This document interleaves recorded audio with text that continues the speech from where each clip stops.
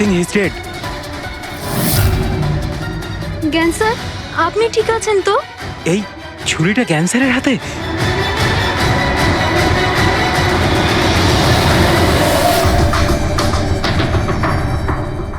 আচ্ছা, তুমি এটা বলছো যে তোমার বাবা জ্ঞানবাবুর হাতে ছুরি ছিল, কিন্তু উনি সন্দীপবাবুর খুন করেননি। স্যার, উনি কিভাবে খুন করতে পারেন? 2 বছর ধরে তো উনি প্যারালাইজড। ওনার সিএলআইএস হয়েছে। Complete locking syndrome. হ্যাঁ স্যার, এই পরিস্থিতিতে শরীরের কোনো অংশই কাজ করে না, এমনকি চোখের পাতা পর্যন্ত পড়ে না। ওনার প্যারালাইসিস হলো কি করে? স্যার, 2 বছর আগে বাবার একটা অ্যাক্সিডেন্ট হয়েছিল। অদ্ভুত ব্যাপার, 2 বছর আগে ওনার অ্যাক্সিডেন্ট হয়েছিল, তখন থেকে উনি বিছানায়। তাহলে ওনার হাতে ছুরি এলো কি করে? স্যার, এটা অসম্ভব। খুন জ্ঞান স্যার নয়, অন্য কেউ করেছেন। আরে কিন্তু ছুরি তো ওনার হাতেই ছিল। হয়তো খুনি এই কাজটা করেছে। তার মানে হলো এই রুমে জ্ঞানবাবু আর সন্দীপবাবু ছাড়া আরো কেউ ছিল? না স্যার, আমরা সবাই তো নিচেই ছিলাম। হ্যাঁ স্যার, আর ঘরে তো আর কেউ ছিল না স্যার। তার মানে তুমি এটা বলতে চাইছো যে এই খুন জ্ঞানবাবু করেছেন? না স্যার, আমি সেটা বলতে চাইনি। তুমি কি বলতে চাইছো? সন্দীপ তাহলে নিজেকেই ছুরি মেরেছে, আর মারা যাওয়ার আগে ছুরিটা ওনার হাতে ধরিয়ে দিয়ে যায়? হ্যাঁ, আবার এমন নয় তো যে জ্ঞানবাবুর কোনো শরীর খারাপই নয়, শুধু অ্যাক্টিং করছেন। স্যার, আপনি এসব কি বলছেন? যেটা আপনি শুনলেন, যদি আপনার কোনো আপত্তি না থাকে আমরা আপনার বাবাকে আরেকবার চেক করতে চাই। করুন আপনি। আমরা কি মিথ্যা বলছি নাকি? দেখে নিচ্ছি।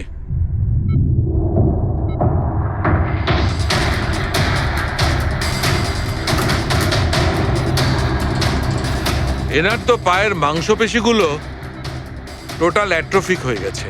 তার মানে মানে এক কথায় বলতে পারো যে পায়ের মাংসপেশিগুলো একদম ওই শিথিল হয়ে গেছে।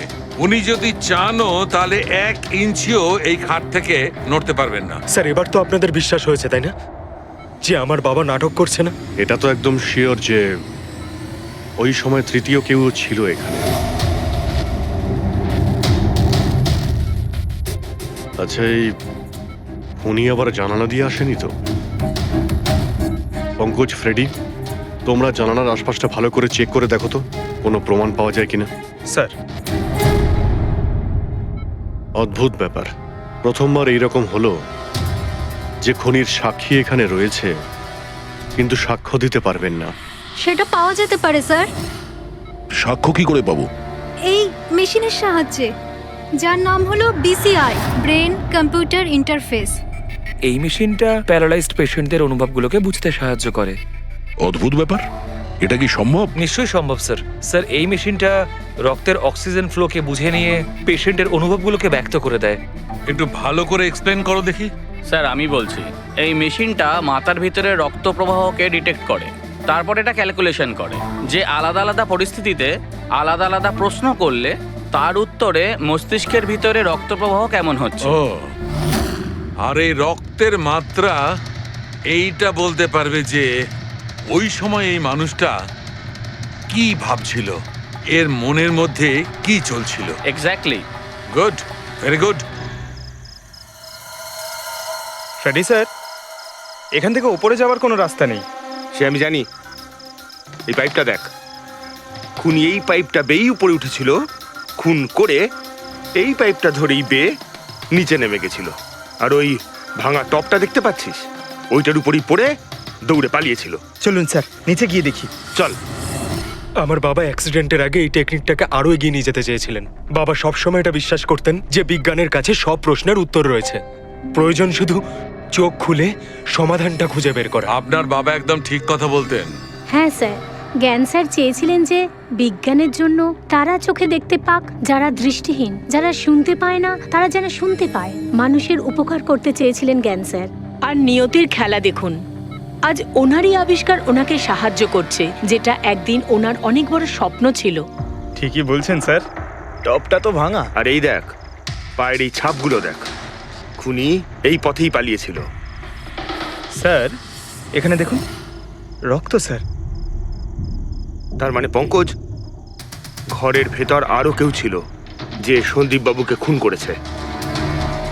রক্তের এই স্যাম্পলটা নিয়ে ফরেন্সিক ল্যাবে যাওয়া যাক। আচ্ছা, এই জ্ঞানবাবু বিসিআই এর সাহায্যে কি কথা বলতেন? যেরকম ওনার যখন খিদে পেত উনি সেটা বলতেন, যদি ওনার বেড প্যানের প্রয়োজন হতো সেটাও বলতেন, এমনকি বাবা ওটা দিয়ে দাবাও খেলতেন স্যার। কি দাবা খেলতেন? গ্রেট। হ্যাঁ স্যার, যেমন যেমন প্যাটার্ন এনার মনের মধ্যে তৈরি হতো সেই অনুযায়ী অক্ষরের পেছনে লাইটগুলো জ্বলে উঠতো, আর আমরা অক্ষরগুলোকে মিলিয়ে বুঝে যেতাম যে ইনি কি বলতে চাইছেন। তাহলে তো উনি বলতে পারবেন যে খুনি কে? হ্যাঁ স্যার, নিশ্চয়ই। স্যার, বাবাকে একবার জিজ্ঞেস করা উচিত। অবশ্যই করব। আগে তো আমরা ভালো করে তদন্ত করে নিই।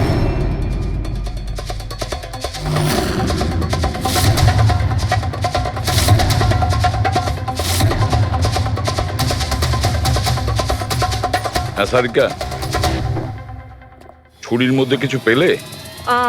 শুধু মিস্টার জ্ঞানের আঙুলের ছাপ পাওয়া গেছে, আর কারোরই নয়। তাহলে হতে পারে খুনি গ্লাভস পরেছিল স্যার খুন করার সময়। তার মানে খুনি জানলা দিয়ে ঘরের ভেতরে আসে, ও সন্দীপকে মারে, আর সেই ছুরিটা জ্ঞানের হাতে ধরিয়ে দেয়, আর তারপর লোকেরা এই রুমে আসার আগেই ও জানলা দিয়ে পালিয়ে যায়। স্যার, এটাও তো হতে পারে যে খুনি কোনো বাড়ির লোক।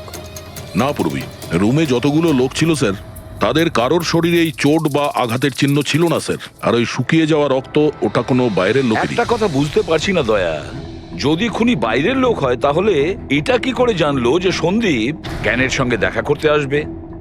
10 মিনিট আগে সন্দীপ পৌঁছে যায় আর তারপর ওর খুন হয়ে যায়। স্যার, এমন মনে হচ্ছে যে হতে পারে এই খুনি সন্দীপ বাবুকে ফলো করছিল, আর যখন সন্দীপ বাবু তার পুরো দিনের শিডিউল বানাচ্ছিল, হতে পারে কোনোভাবেও জেনে গেছিল যে বিকেল বেলায় সন্দীপ বাবু জ্ঞান বাবুর সঙ্গে দেখা করতে যাচ্ছেন। সে ঠিক আছে, কিন্তু এরা দুজনেই সন্দীপ আর জ্ঞানবাবু কথা বলবে সেটা কি করে জানলো? স্যার, এটাও হতে পারে যে খুনি জানতো না, আর যেহেতু ও ওকে ফলো করছিল, যেই সুযোগ পেয়েছে রুমে ঢুকে ওকে মেরে দিয়েছে। দয়া, নিশ্চয়ই ওর সঙ্গে কোনো শত্রুতা ছিল এই সন্দীপের ওপর, সেই জন্যই তো খুনি পিছু না ছাড়েনি। আর বস, যার সঙ্গে এই সন্দীপ বাবুর শত্রুতা ছিল তার এ প্লাস্টিক অ্যানিমিয়া ছিল। ও আচ্ছা, এই জিনিসটা আসলে কি স্যার? পঙ্কজ, এটা একটা খুব রেয়ার ডিজিজ। এই অসুখটা খুব কম লোকের হয়। এতে মানুষের বোন ম্যারো আর বোন ম্যারো স্টেম সেলস ধীরে ধীরে নষ্ট হতে থাকে। রক্তের লোহিত রক্তকণিকা, শ্বেত রক্তকণিকা আর প্লেটলেটস সব ধীরে ধীরে নষ্ট হতে থাকে। যদি এই রোগটা রেয়ার হয় তাহলে খোঁজ নেওয়া খুব একটা কঠিন হবে না যে শহরে কতজন লোক আছে যাদের এই ধরনের রোগ আছে। এ প্লাস্টিক অ্যানিমিয়া।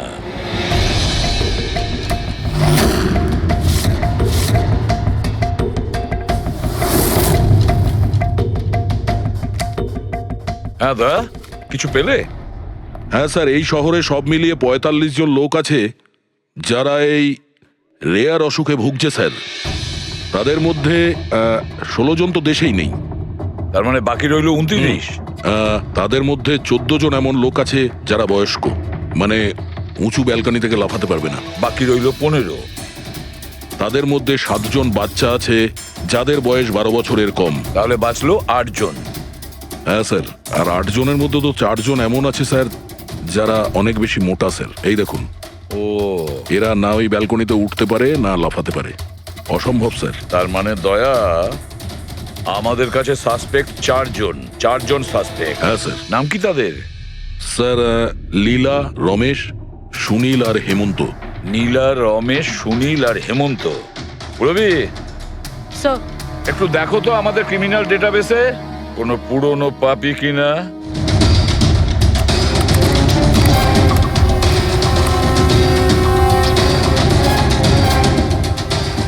পেয়ে গেছি, রমেশ।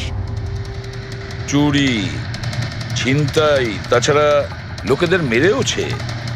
থাকে কোথায় সে? সরোজনগর চল। নিয়ে এসে একে।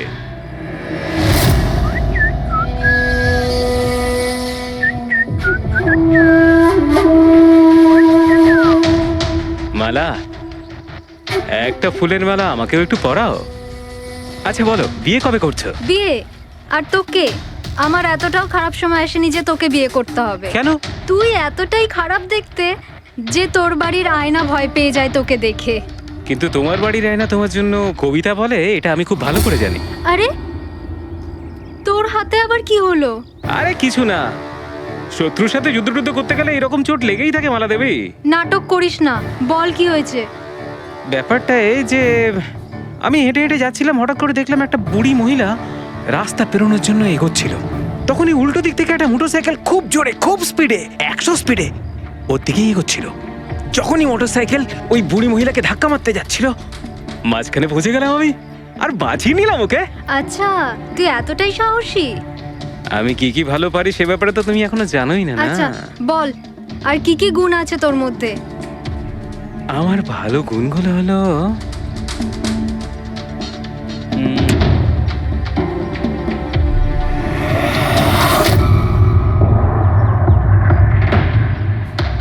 কি হলো, তোর মুখটা ভয়ে এভাবে ফ্যাকাশে হয়ে গেল? মালা মালা আমাকে একটু একটু একটু লুকোতে দে। আরে মালা কি লুকোতে দে। করছিস? লুকোচ্ছিস কেন? আরে মালা আরে কেন বেবে লুকোচ্ছিস তুই? এটা কি করে দিলি তুই? আমার সব ফুল নষ্ট করে দিলি। স্যার এ তো সেই।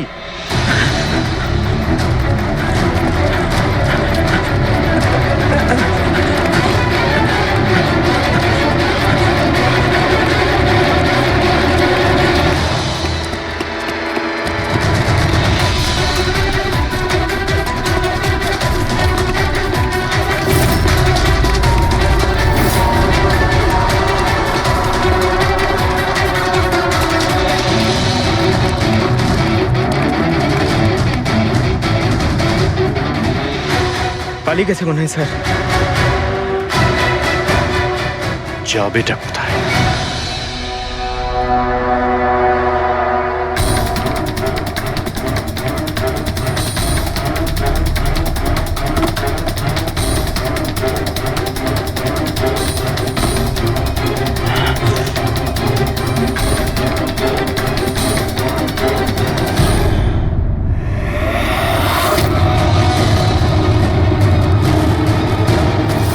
আয় আয় আয়, তোরই বাড়ি এটা। দৌড়াচ্ছিস কোথায়? হ্যাঁ, সিআইডি থেকে পালানো তো সহজ নয়। আমার একটা গুণ আছে, যখন আমি রেগে যাই তখন অপরাধীর খারাপ সময় শুরু হয়ে যায়। এর তো খারাপ টাইম শুরু হয়ে গেছে স্যার। এসব কোথা থেকে নিয়ে এসেছিস? হ্যাঁ, আনিনি স্যার, নিজে বানিয়েছি। এই মেশিনটা তুই বানিয়েছিস? দেখে তো মনে হচ্ছে চাও ঠিক করে বানাতে পারিস না, মেশিন বানিয়েছিস। কোথা থেকে চুরি করেছিস? না স্যার, আমি চুরি করিনি। শুধু চুরি করিসনি, খুনও করেছিস তুই। খুন? কার sir? D117 MG road, Sundarnagar. এখানে গেছিলি তো তুই? তোর হাতে আঘাত লেগেছে না? তোর এই রক্ত আমরা ওখানে পেয়েছি। আমার ছিল না স্যার। তোরই ছিল। তুই যে হসপিটালে ট্রিটমেন্ট করিয়েছিলি সেখানেই ম্যাচ করে গেছে। মাঝার কোনো রাস্তা নেই? না, সোজা ফাঁসি। চুরির জন্য ফাঁসি দিয়ে দেবে? চুরি নয়, খুন, সন্দীপের খুন। না স্যার, আমি কোনো খুনই করিনি। আমি তো শুধু ওখানে চুরি করতে গেছিলাম। তুই একে খুন করিসনি? হে ভগবান, কি বিপদে পড়লাম। মায়ের দিব্যে বলছি স্যার, আমি কোনো খুন করিনি। আমি তো খবর পেয়েছিলাম যে ওখানে একটা লোক থাকে যার প্যারালাইসিস হয়ে গেছে। চুরি কোথায় করতে হবে সেটা ভালো করে জেনে নিয়ে আমি ওখানে শুধু চুরি করতে গেছিলাম। আমি ওখানে শুধু এই কারণেই গেছিলাম। আমি তোকে চিনিও না, কেন মারবো? কারণ সন্দীপ তোকে চুরি করার সময় দেখে ফেলে, তাই একটা অপরাধ লুকোতে গিয়ে আরেকটা করে ফেলেছিস। হ্যাঁ, এই কথাটা সত্যি স্যার যে আমি ওখানে গেছিলাম। আর সন্দীপ আমাকে দেখে চিৎকারও করেছিল। ওর চিৎকার শুনে আমি ভয় পেয়ে গিয়ে পালিয়ে এসেছিলাম। তাহলে তোর লাগলো কি করে? এটা যখন সন্দীপ চিৎকার করলো তখনই লাইট চলে গেছিল, আর অন্ধকারে আমি নিচে লাফালাম। ওই লাফাতে গিয়ে চোট লেগে গেছে। ওই রুমের মধ্যে তুই ছাড়া সেই সময় আর কেউ ছিল না। তুই খুন না করলে কে খুন করবে? না স্যার, আমি ছাড়া অন্য কেউ ছিল ওখানে। কে?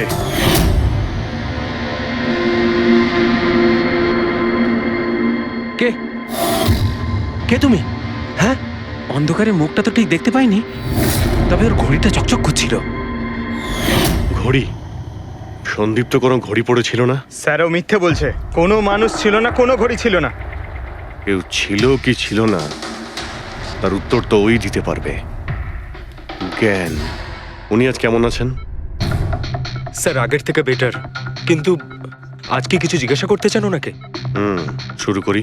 শিওর স্যার, কিন্তু আপনারা যা জিজ্ঞেস করতে চান একটু স্লোলি জিজ্ঞাসা করবেন স্যার, যাতে উনি আপনাদের এক একটা শব্দ বুঝতে পারেন স্যার। হ্যাঁ, জ্ঞানবাবু, এ রমেশ, এ একজন চোর। যে রাতে সন্দীপ বাবুর খুন হয়েছিল ও এখানে চুরি করতে এসেছিল। ও বলছে যে সেই রাতে এখানে অন্য কাউকে দেখেছিল।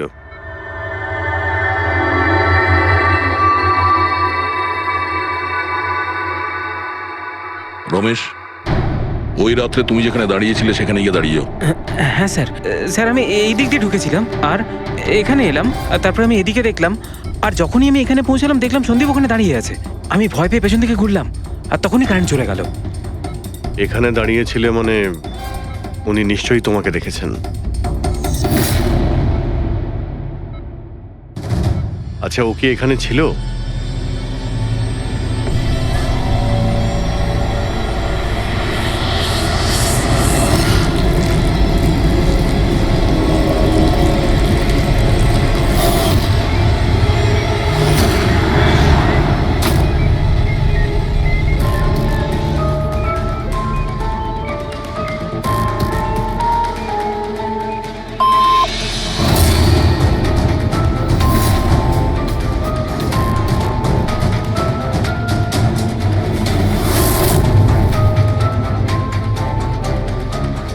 আচ্ছা, রমেশই কি খুন করেছিল?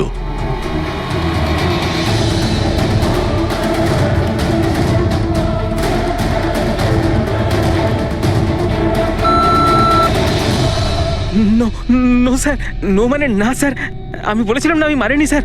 হ্যাঁ ঠিক আছে, তুমি এদিকে দাঁড়াও। আচ্ছা আচ্ছা, আপনি এটা বলুন, আপনি কি খুনিকে দেখেছেন? আপনি চেনেন খুনিকে?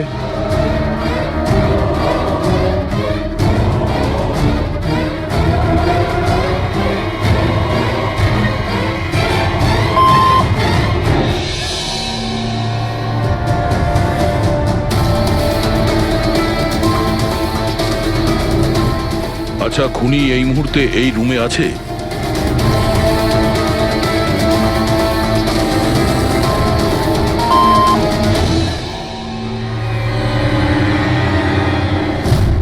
তার মানে খুনি আমাদের মধ্যে কেউ একজন। আপনার কোনো স্টুডেন্ট?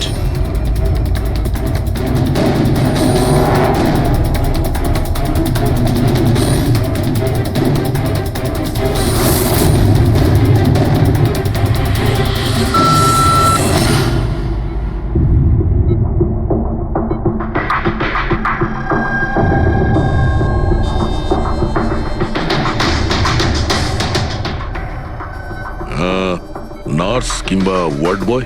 এসবের মধ্যে আপনারা আমাকে কেন টানছেন? আপনি যদি কিছু করেই না থাকেন, আপনি ভয় পাচ্ছেন কেন?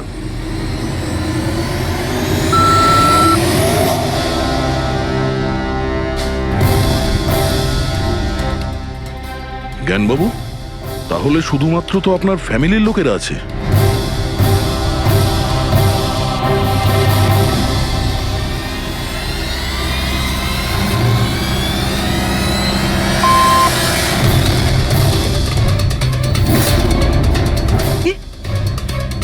বাবা, তুমি এসব কি বলছো? হ্যালো, রিল্যাক্স, ওখানে দাঁড়িয়ে থাকো। যাও, ওখানে দাঁড়িয়ে থাকো। আচ্ছা, এটা বলুন, আপনার ছেলেই কি খুনি?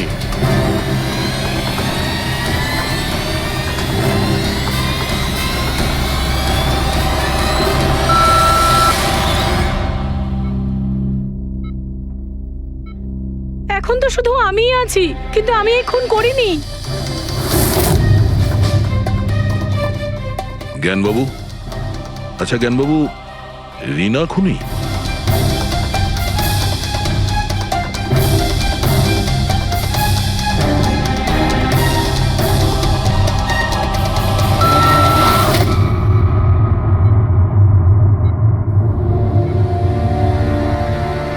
আপনি আমাদের বললেন যে আপনার পরিবারেরই কেউ খুনি, তাহলে সে কে?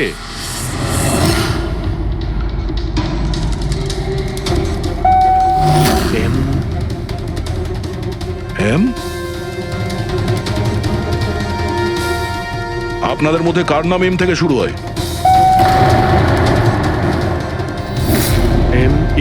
মি, মানে উনি?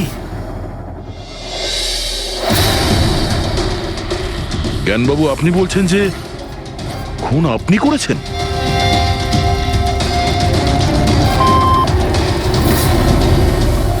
বুঝতে পারছি না ইনি কেন আমাদের সঙ্গে এরকম খেলা খেলছেন।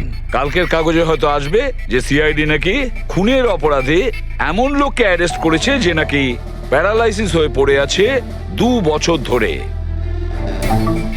উনি নিশ্চয়ই জ্ঞানবাবুর আশেপাশের কেউ। উনি ওকে বাঁচানোর চেষ্টা করছেন, জানি না কেন। সমস্ত অভিযোগ উনি নিজের মাথায় নিচ্ছেন। যদি সে আপন কেউ হয় তাহলে সেই ছুরি ওনার হাতে কেন দিতে যাবে? অন্য কারোর হাতে দিত, যাকে সহজেই বিশ্বাস করা যেত। আর কারোর ওপর যদি দোষ চাপানোরই হয় তাহলে জ্ঞানবাবু ওকে বাঁচাচ্ছেন কেন, যখন এই সন্দীপবাবু ওনার খুব ভালো বন্ধু, ভাইয়ের থেকে। এটাই তো সব থেকে বড় বন্ধু, ভাইয়ের থেকেও বড় বন্ধু। কিছু তো একটা গোলমাল আছে। এ কি সত্যিই বন্ধু নাকি শত্রু? জ্ঞানবাবুর ছেলে বলছিল সন্দীপবাবু ওনাকে 2 বছর ধরে টাকা পাঠাচ্ছিল, ওনার অসুখের সময় ওনার পাশে ছিল। তার উপরে স্যার ঘটনার দিন সন্দীপ 25 লাখের চেক নিয়ে এসেছিল। ওনার ফ্যামিলি মেম্বার তো এটাই ভাববে যেটা দেখানো হয়েছে। আর সব সময় পর্দার পিছনের খেলাটা অন্য কিছু হয়ে থাকে, অন্য রকম হয়ে থাকে। কিন্তু স্যার, পর্দার আড়ালের সত্যিটা তো শুধুমাত্র জ্ঞানবাবুই জানেন, আর উনি তো সত্যি কথা বলছেনই না। জ্ঞানবাবু সত্যি কথা বলছেন না তো কি হয়েছে বস? ওর মস্তিষ্ক তো সত্যি কথা বলবে। আমার জ্ঞানবাবুর মস্তিষ্ক চাই। জ্ঞানবাবুর মস্তিষ্কটা এনে দাও, তারপর দেখবে তুড়ি মেরে খুনির কাছে পৌঁছে যাব। ডক্টর সালুকে, এটা কি ধরনের ডিমান্ড করলেন আপনি? কারণ মস্তিষ্ক কি করে নিয়ে আসা সম্ভব? কেন হবে না ফেডরিক? এই কেসে ওনার মস্তিষ্ক তো ওকে এনে দিতেই পারি আমরা। কেননা গত 2 বছরে ওনার মস্তিষ্কে যা কিছু ঘটেছে সব বিসিআই মেশিনে রেকর্ড হয়েছে। এক্স্যাক্টলি বস। আর এই মেশিনে আমাদের বলবে যে জ্ঞানবাবুর সঙ্গে ওর কি আর কেমন সম্পর্ক ছিল। হ্যাঁ ফেডরিক, সব ডেটাগুলো নিয়ে এসো বিসিআই মেশিনের। আর দয়া স্যার, রমেশকে ওনাদের বাড়িতে নিয়ে যাও, আর ওখানে যে কয়জন লোক ছিল সবার ঘড়ি চেক করাও। স্যার, এখনো আমাদেরকেই সন্দেহ করছেন? হ্যাঁ, আর ততক্ষণ সন্দেহ করব যতক্ষণ আসল খুনিকে পাওয়া যায়। কিন্তু জ্ঞান স্যার তো বলেই দিয়েছেন আমরা সবাই নির্দোষ, তাও আপনারা। হতে পারে উনি মিথ্যে কথা বলছেন তোমাদের মধ্যে কাউকে বাঁচানোর জন্য। তাহলে আপনারা আসল খুনিকে কিভাবে খুঁজবেন? সিআইডি এই দায়িত্ব আমাকে দিয়েছে, কেননা সেই রাতে আমি খুনির ঘড়িটা দেখতে পেয়েছিলাম। কিন্তু সেদিন তো ঘরে অন্ধকার ছিল, তুই ঘড়ি কি করে দেখলি? ম্যাডাম, এই পৃথিবীর বেস্ট চোর আমি। যে জিনিসের দিকে নজর দিই মাথায় পুরো কুষ্টি চেপে যায়। তাহলে দুনিয়ার বেস্ট চোরবাবু কাজে লেগে যান।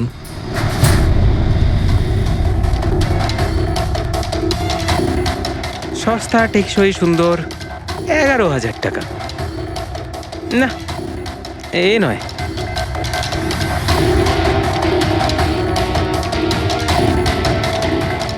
না স্যার, আপনি একটু হাতটা দেখাবেন? এও নয়, এটা তো একেবারে বেকার। ও হ্যালো, বেকার এটা? 2 লাখ টাকা দাম। আরে ম্যাডাম, 2 লাখের ঘড়ির কপি, এটা ডুপ্লিকেট মাল। চোরবাজারে এর গুদাম আছে, 1500 টাকাতে আনিয়ে দেবো। হাতটা দেখি। হাত কেন কাঁপছে আপনার সকাল সকাল? না স্যার, এও নয়। স্যার, অ্যাকচুয়ালি আমার নিউরোলজিক্যাল প্রবলেম রয়েছে। ছোটবেলা থেকেই আমার হাত কাঁপে, আমি কোনো কিছু ভালোভাবে ধরতে পারি না। পঙ্কজ, একটু ওই পেনটা দাও ওকে।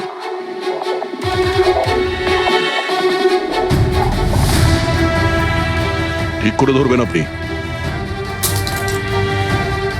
এ তো পেনটাও ধরতে পারছে না। স্যার, অ্যাকচুয়ালি জ্ঞান স্যার আমার এই প্রবলেমটাই সলভ করতে চেয়েছিলেন। উনি এর সাথে রিলেটেড রিসার্চও করছিলেন, কিন্তু হয়তো ভাগ্যের সম্মতি ছিল না এতে। আর জ্ঞান স্যারের গাড়ির অ্যাক্সিডেন্ট হয়ে গেল।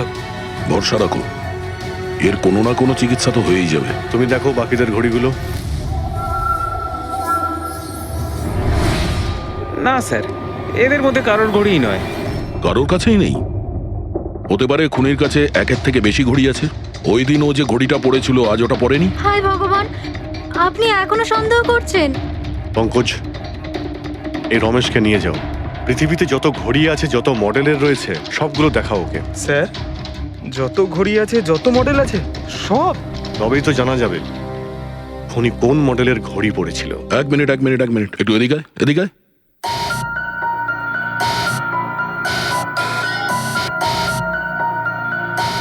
এই নাও, নিজের মানিব্যাগ সাবধানে রাখবেন যখন এই লোকটার সাথে আছে। হ্যাঁ, বলেছিলাম না পৃথিবীর বেস্ট চোর আমি। আর দীপিকার ইয়াররিং আমার ইয়াররিংস? বার কর। স্যার, আপনি এটাও দেখে ফেলেছেন? সিআইডি থেকে কিছু লুকোনো যায় না। হ্যাঁ, যা। আয় বেস্ট চোর, এদিকে আয়। আপনারা এটা বলুন যে এই জ্ঞানবাবু আর সন্দীপের মধ্যে কোনো কি প্রবলেম চলছিল? স্যার খুব ভালো সম্পর্ক ছিল। তাহলে জ্ঞানবাবু সন্দীপবাবুর খুনের অভিযোগ নিজের মাথায় নিলেন কেন? ওনাদের দুজনের ভেতরে কোনো টেনশন হয়েছিল? না স্যার, কোনো টেনশন তো ছিল না, কিন্তু একটা বিষয় নিয়ে তর্ক হচ্ছিল। অ্যাক্সিডেন্টের ঠিক আগে ওনার বিসিআই মেশিনটা একটা পয়েন্টে এসে আটকে গেছিল, আর কোনো রকম সলিউশনও পাওয়া যাচ্ছিল না। এই জন্য জ্ঞান স্যার সবসময় বিরক্ত থাকতেন আর খুব রাগও করতেন। হ্যাঁ স্যার, যখন সন্দীপ আঙ্কেল বাবাকে বলেছিলেন যে আপনি চিন্তা করবেন না, দেখবেন সব ঠিক হয়ে যাবে, তখন বাবা ওনার উপরও রেগে গেছিলেন। হ্যাঁ স্যার, এর জন্য হয়তো উনি জোরে গাড়ি চালাচ্ছিলেন আর অ্যাক্সিডেন্টটা হয়ে গেছে। এক মিনিট। যদি এই অ্যাক্সিডেন্টটা বিসিআই মেশিন তৈরি হওয়ার আগেই হয়েছিল, তাহলে এই বিসিআই মেশিনটা কাজ করছে কি করে? স্যার, সন্দীপ আঙ্কেল সেটা কমপ্লিট করেছিলেন। সন্দীপবাবু? কিন্তু উনি তো কোনো সায়েন্টিস্ট ছিলেনই না। হ্যাঁ, কিন্তু জানি না স্যার, সন্দীপ আঙ্কেল ওই মেশিনের সব সমস্যাগুলো ঠিক করে দিয়েছিলেন স্যার। আর বাবার অ্যাক্সিডেন্টের 1 মাস পরেই ওটা কাজ করতে শুরু করে দেয়, আর প্রজেক্টও সাকসেসফুল হয়েছে স্যার। অদ্ভুত ব্যাপার, এটা কি করে হতে পারে? একজন নন সায়েন্টিস্ট এরকম কমপ্লিকেটেড মেশিন কি করে চালু করতে পারে, যেটা ওনার মতো বৈজ্ঞানিকই শুরু করতে পারেননি? বোধহয় আন্দাজি করে ফেলেছিলেন।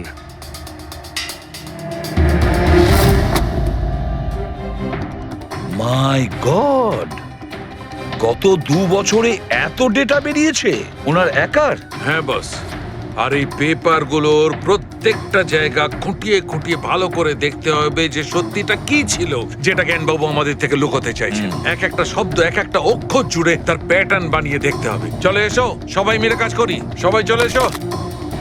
ফ্রেডি,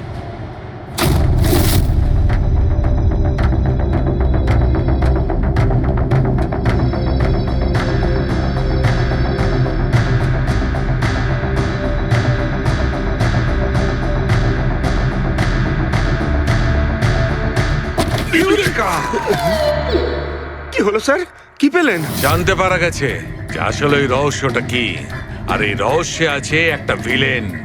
জানতে পেরেছি যে জ্ঞানবাবু কিভাবে একটা একটা অক্ষর জুড়ে এই ঘটনাটাকে ব্যাখ্যা করেছেন।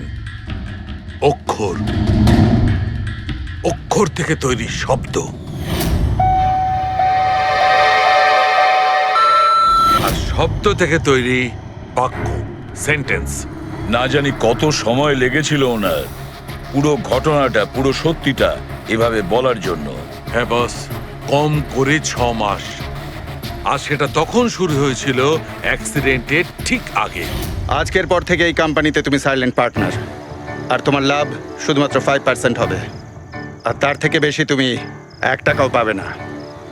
ওকে ওকে ওকে ওকে, আমার মনে হচ্ছে তোমার এই প্রজেক্টটা কমপ্লিট হয়ে গেছে আর তুমি সফল হয়ে গেছো। হ্যাঁ হ্যাঁ, আমি সফল হয়ে গেছি, কিন্তু আমি এই মেশিনটা গরিবদের জন্য বানিয়েছি, মানবতার জন্য বানিয়েছি, তোমার মতো লোভী মানুষদের জন্য বানাইনি।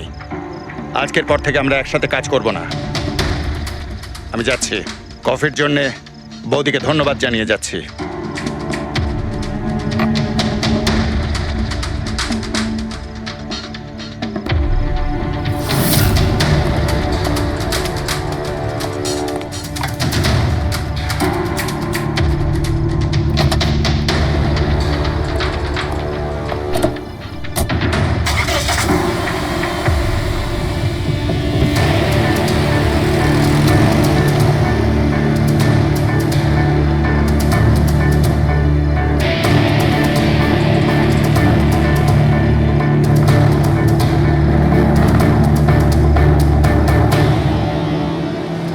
কি হলো? হঠাৎ করে গাড়ি ব্রেক ধরছে না কেন? ব্রেক ছুঁয়ে কি হলো?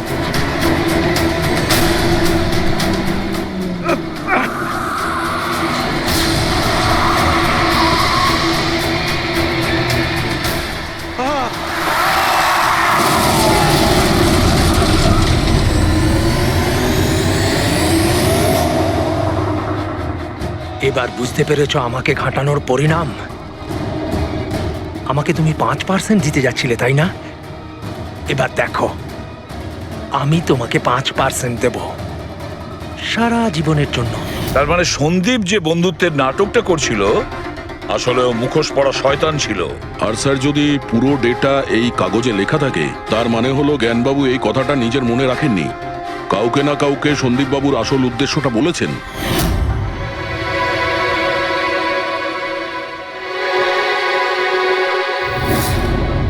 আর উনি এই ব্যাপারে যে বা যাকে সত্যিটা বলেছিলেন সেই হলো অপরাধী, সেই হলো সন্দীপের খুনি। কিন্তু স্যার, যদি খুনি জ্ঞানবাবুর হয়ে প্রতিশোধ নিতে চাইতো, তাহলে খুনি ছুরিটা জ্ঞানবাবুর হাতে কেন ধরালো? ওনাকে ফাঁসাতে চাইছিল? না পুরবি, আমার তো মনে হয় না। খুনি ওনাকে সান্ত্বনা দিতে চেয়েছিল, যে এটা বোঝাতে চেয়েছিল যে দেখুন, আমি আপনার হয়ে সন্দীপকে মেরে ফেলেছি, আপনার প্রতিশোধ আমি নিলাম। আর তাকে বাঁচানোর জন্য জ্ঞানবাবু পুরো অভিযোগ নিজের উপর নিয়ে নিয়েছেন। দয়া, খুনির কাছে পৌঁছানোর একটাই রাস্তা আছে, সেই ঘড়িটা, রিস্ট ওয়াচ, যেটা রমেশ দেখেছিল।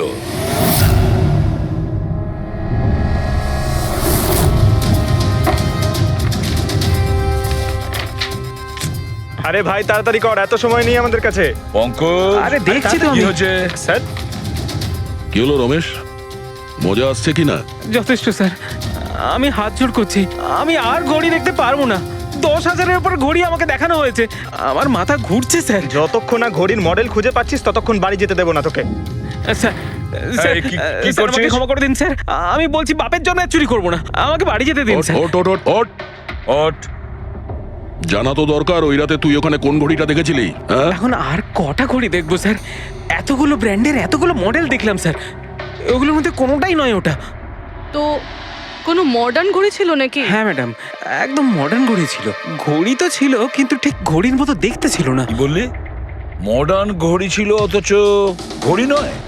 হ্যাঁ। ঘড়ি দেখেছিস তো? ড্রয়িং করাতে পারবি? ঠিক আছে পুরবি, একে দিয়ে স্কেচ বানাও। স্যার, হ্যাঁ, স্যার এইটা।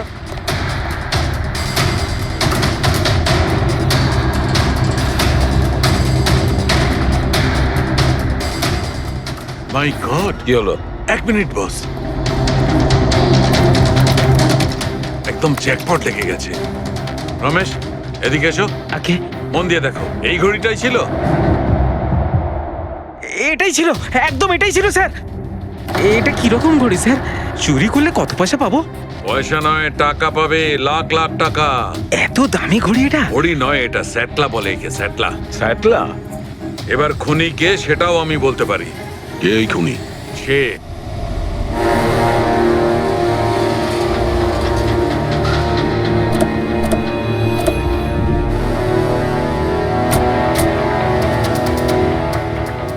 আপনি একটু আপনার হাজবেন্ডকে ডাকুন। কিন্তু আপনারা কারা? আপনি ডাকুন না ওনাকে, উনি চেনেন আমাদের। সোনু, সোনু একটু বাইরে এসো, কারা দেখা করতে এসেছে?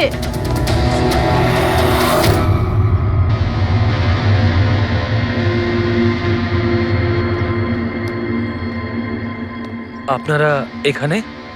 কি ব্যাপার? এমনি এখান দিয়ে যাচ্ছিলাম, তাই ভাবলাম যে দেখা করে যাই। আমি এরকম কথা আগেও শুনেছি। দেখা করে যাই না, তোমাকে গ্রেপ্তার করে নিয়ে যাই। গ্রেপ্তার? কিন্তু কিসের জন্য? আপনার স্বামী সন্দীপকে খুন করেছে। স্যার, আমি আপনাদেরকে বলেছিলাম তো, এই দেখুন, আমি ঠিক করে জলটাই খেতে পারি না, কারোর মার্ডার কি করে করব? খুন তো করেছো, আর তুমি এই হাত দিয়েই করেছো। কোথায় সেই সেটলা ওয়াচ? হ্যাঁ, ঘড়ি কোথায়? স্যার, আপনারা কোন ঘড়ির কথা বলছেন আমি কিচ্ছু জানি না। এক্ষুনি তুমি জানতে পারবে কোন ঘড়ির কথা বলছি। ফ্রেডি, পঙ্কজ, ঘরের তল্লাশি নাও। পঙ্কজ, উপরে যা, আমি বেডরুমটা দেখছি।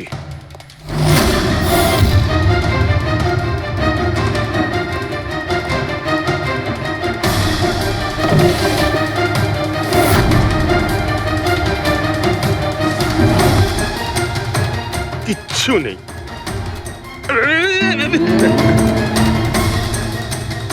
কি ফুটলো? স্যার, স্যার, বালিশটার মধ্যে কিছু একটা আছে। বালিশের ভেতরে?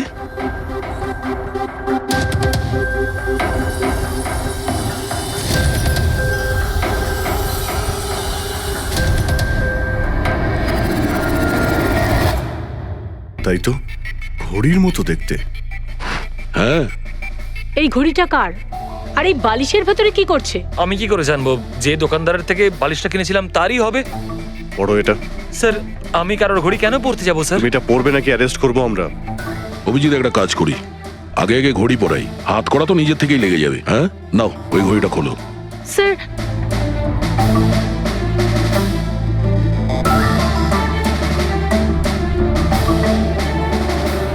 আরে বাহ, দেখো এর হাত কাঁপা বন্ধ হয়ে গেছে।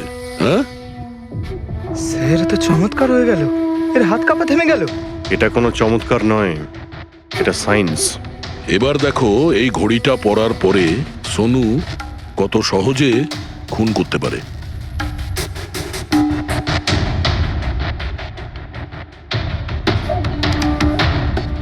স্যার কিন্তু এই ঘড়িটা কাজ করে কি করে? এটাকে সেটলা বলে পঙ্কজ। মোশন সেন্সর আর আর্টিফিশিয়াল ইন্টেলিজেন্স টেকনিক দিয়ে বানানো হয় এই ঘড়ি, কারণ ওর মতো যাদের এই রোগ আছে তাদের জন্য, মানে যাদের হাত কাঁপে। শুধু একটাই উদ্দেশ্য ছিল আমার, প্রতিশোধ আর প্রতিশোধ। জ্ঞান স্যার আমাকে বিসিআই এর সাহায্যে সবকিছু বলে দিয়েছিলেন।